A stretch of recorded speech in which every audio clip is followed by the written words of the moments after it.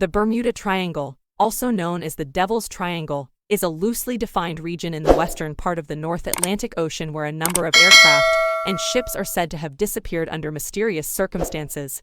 Most reputable sources dismiss the idea that there is any mystery. The vicinity of the Bermuda Triangle is amongst the most heavily traveled shipping lanes in the world, with ships frequently crossing through it for ports in the Americas, Europe, and the Caribbean islands. Cruise ships and pleasure craft regularly sail through the region, and commercial and private aircraft routinely fly over it. Popular culture has attributed various disappearances to the paranormal or activity by extraterrestrial beings. Documented evidence indicates that a significant percentage of the incidents were spurious, inaccurately reported, or embellished by later authors. The earliest suggestion of unusual disappearances in the Bermuda area appeared in a September 17, 1950, article published in the Miami Herald by Edward Van Winkle Jones. A short article by George Sand covering the loss of several planes and ships, including the loss of Flight 19, a group of 5 U.S. Navy Grumman TBM Avenger torpedo bombers on a training mission. Sand's article was the first to lay out the now familiar triangular area where the losses took place, as well as the first to suggest a supernatural element to the Flight 19 incident. Flight 19 alone would be covered again in the April 1960 issue of American Legion magazine. In it, author Alan W. Eckert wrote that the flight leader had been heard saying, "We are entering white water. Nothing seems right. We don't know where we are. The water is green, no white." He also wrote that officials at the Navy Board of Inquiry stated that the planes flew off to Mars.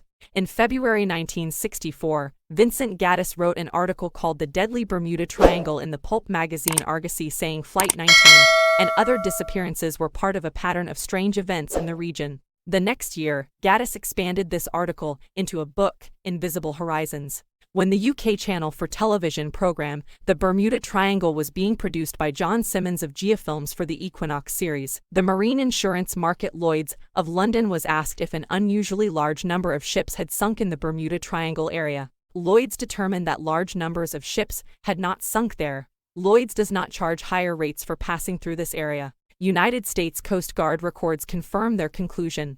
In fact, the number of supposed disappearances is relatively insignificant considering the number of ships and aircraft that pass through on a regular basis.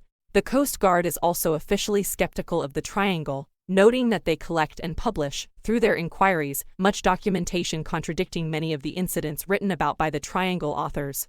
In one such incident involving the 1972 explosion and sinking of the tanker via fog, the Coast Guard photographed the wreck and recovered several bodies, in contrast with one triangle author's claim that all the bodies had vanished, with the exception of the captain, who was found sitting in his cabin at his desk, clutching a coffee cup. In addition, via fog sank off the coast of Texas, nowhere near the commonly accepted boundaries of the triangle. The Nova Horizon episode The Case of the Bermuda Triangle, aired on June 27, 1976, was highly critical, stating that when we've gone back to the original sources or the people involved, the mystery evaporates. Science does not have to answer questions about the triangle because those questions are not valid in the first place. Ships and planes behave in the triangle the same way they behave everywhere else in the world. Skeptical researchers, such as Ernest Taves and Barry Singer, have noted how mysteries and the paranormal are very popular and profitable. This has led to the production of vast amounts of material on topics such as the Bermuda Triangle. They were able to show that some of the pro-paranormal material is often misleading or inaccurate, but its producers continue to market it. Accordingly, they have claimed that the market is biased in favor of books, TV specials, and other media that support the triangle mystery, and against well-researched material if it espouses a skeptical viewpoint.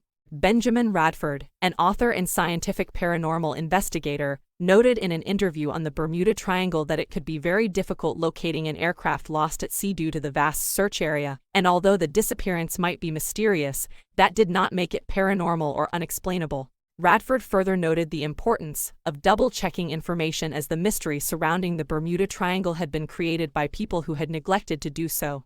Triangle writers have used a number of supernatural concepts to explain the events. One explanation pins the blame on leftover technology from the mythical lost continent of Atlantis. Sometimes connected to the Atlantis story is the submerged rock formation known as the Bimini Road off the island of Bimini in the Bahamas, which is in the triangle by some definitions. Followers of the purported psychic Edgar Cayce take his prediction that evidence of Atlantis would be found in 1968 as referring to the discovery of the Bimini Road. Believers describe the formation as a road, wall, or other structure, but the Bimini Road is of natural origin,